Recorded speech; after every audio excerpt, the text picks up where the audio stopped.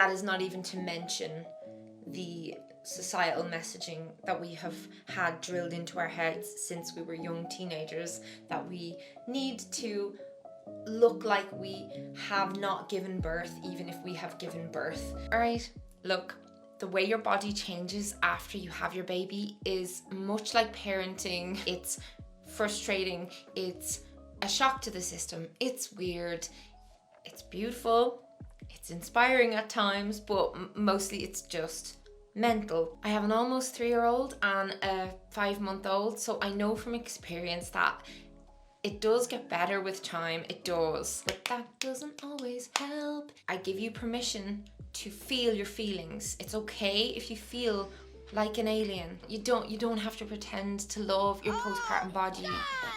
Toxic positivity is not the one. We know this after over a decade of this social media stuff. Your body did the most incredible thing that a human body can do. It created a human. So of course it's going to change, but some of the changes really surprised me. So let's just start, okay? Bigger feet. Bigger feet. Did you know that the arches of your feet can fall from pregnancy and the length of your foot can increase? Apparently this is a whole thing.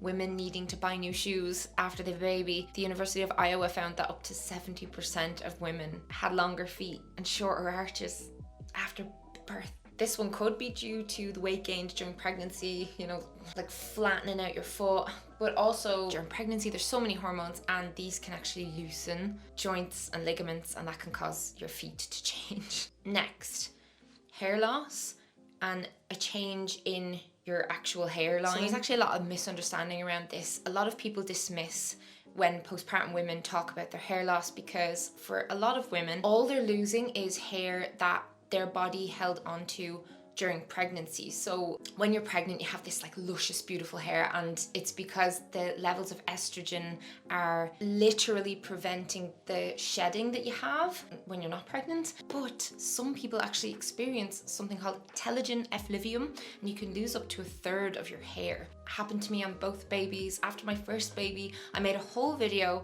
about this, which I will link down below. I'm still in the shedding phase right now because it can take up to about 6 months to kind of slow down. Between 3 and 6 months is typical. Basically, it comes back to hormones again. It's a rapid change in your hormone levels, and it's a massive like bomb going off in your body, so your hair moves to a shedding phase. And yeah, it can be coming out in clumps when you're in the shower. They're just like falling all over your clothes, all over the floor, all over the bed. You're just finding hairs everywhere, usually wrapped around your baby's little fingers and toes. Unlike the feet thing, this is not a permanent change for almost all women anyway. I'm doing my best to look after the hair that I have so that when all of the eventual baby hairs pop out and then that hair all thickens up here, that I'm not left with little ratty tails that I have to cut off, because I really miss having my long brown hair. So like with last time, along with supplements for hair growth and eating good proteins and stuff like that, I'm also now using a silk pillowcase.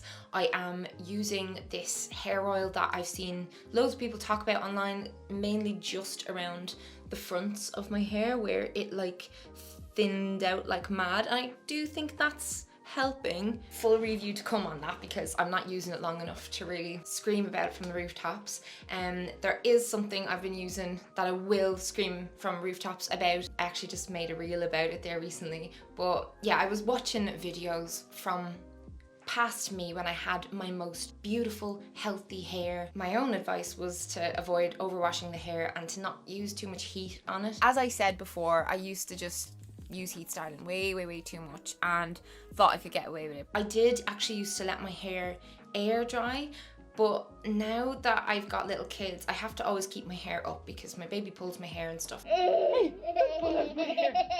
When your hair is wet, it's very fragile anyway, so putting it in a bobbin while wet, I've learned, is not a good thing to do, especially when you're losing hair. So I've been trying a new product. This is the future, my friends. It is an award-winning hairdryer called Zuvi Halo. They've agreed to sponsor this video because I'm completely obsessed. It uses a combination of light and air to dry your hair. Basically like mimics the natural process of the sun and wind evaporating raindrops, you know, it's inspired by that. This is so gentle on postpartum hair, dries your hair really quickly and leaves it looking so much more beautiful and less frizzy than if you just let it air dry. The main things I love about this is that it helps your hair to retain much more moisture, so just like smoother and shinier, and because of how it works, it uses 60% less energy, which I feel really good about. I'm not baking my hair, frying it. I used to iron it with an actual iron when I was younger, and I learnt my lesson then. For a long time I've not been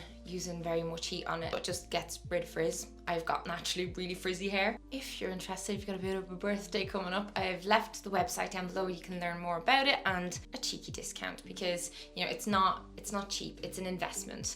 But I never get to go to the salon anymore. I've got little kids. Another big change is diastis recti. This is basically abdominal muscle separation. So say this is your abs, your body needs to like make room for the growing baby, and the muscles just like separate, and you can be left with a gap between your stomach muscles. I actually avoided this on my first pregnancy, but it was my second pregnancy that led me to have diastis recti, and your stomach, you can feel it. There is a test you can do.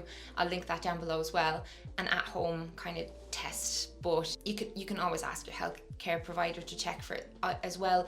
But you're left with like a floppier tummy, like it's all softer and like it doesn't hold everything in as well. Depending on things like your posture or your genetics or how much everything's stretched during your pregnancy, it may or may not firm up over the months to follow. But some people, depending on how bad it was, will actually get surgery to correct this. But in the vast majority of cases, you can treat this yourself with exercise. There is loads of videos on YouTube showing you the best ab workouts to do for diastis recti. Then yeah, just like a wider body in general. We all expect that our stomach will grow during pregnancy, but I don't think a lot of us think about our rib cage can have to expand. Your hips may need to widen, and for a lot of people, they never go back to where they were before. Like a lot of women will actually get back to their pre-pregnancy weight, and their inches will be totally different.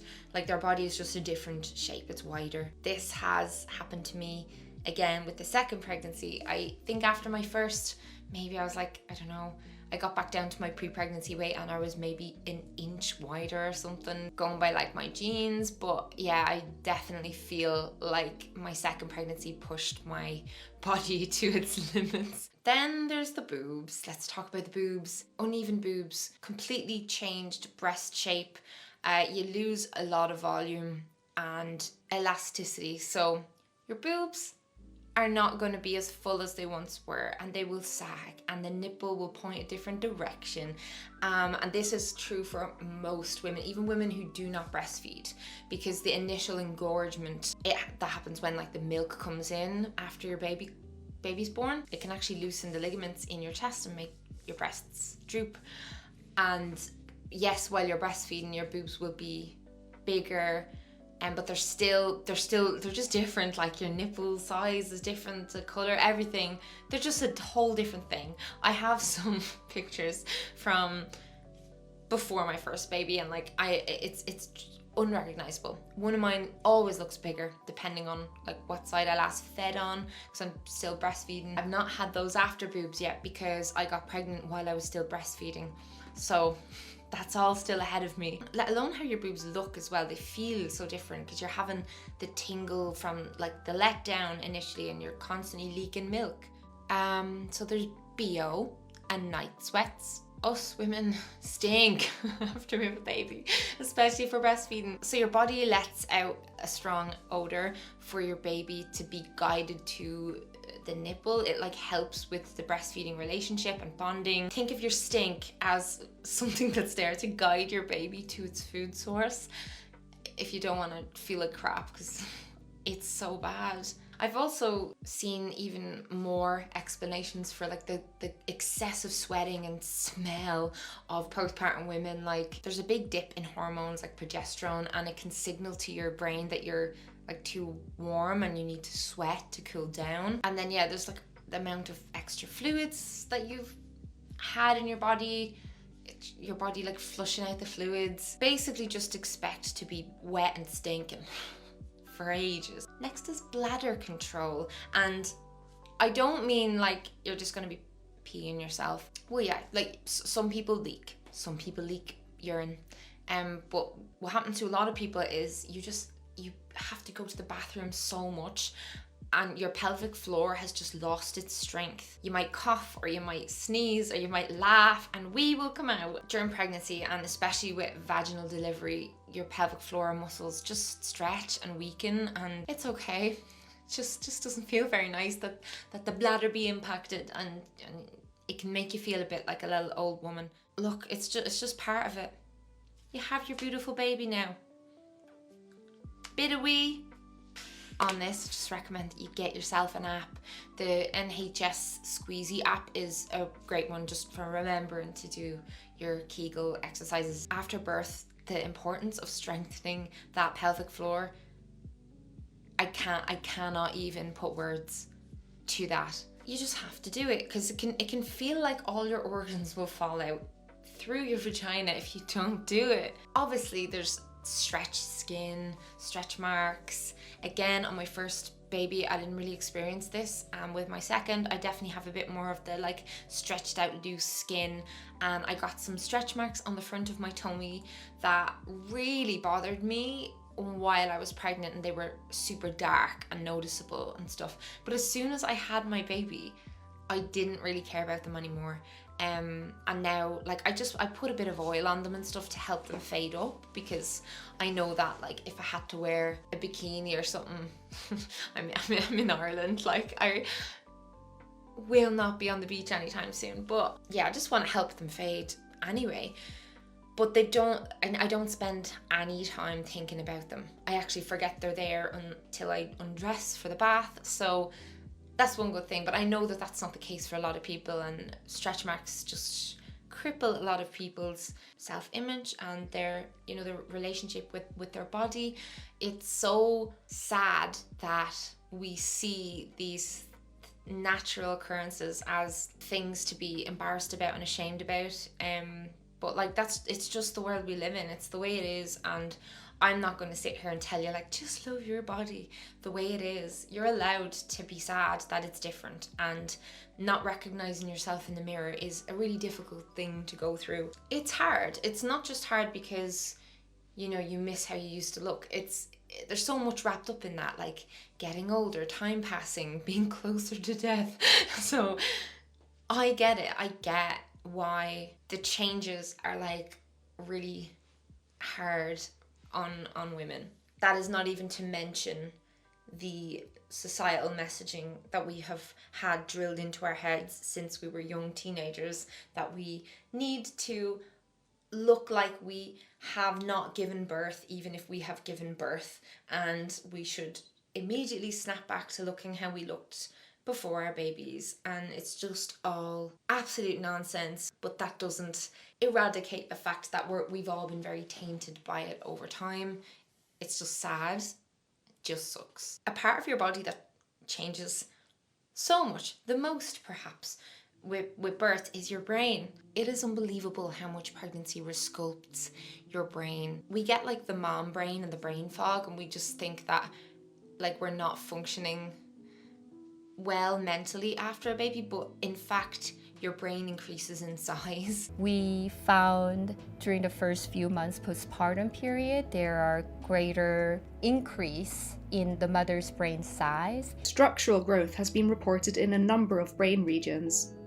These help mothers feel highly motivated to respond to baby's calling. All your senses are boosted, and the primary caregiver, not just mothers, but they always thought that it was just the person who like grows and births and feeds the baby that feels this way, but it's anyone who chooses to be responsible for an infant.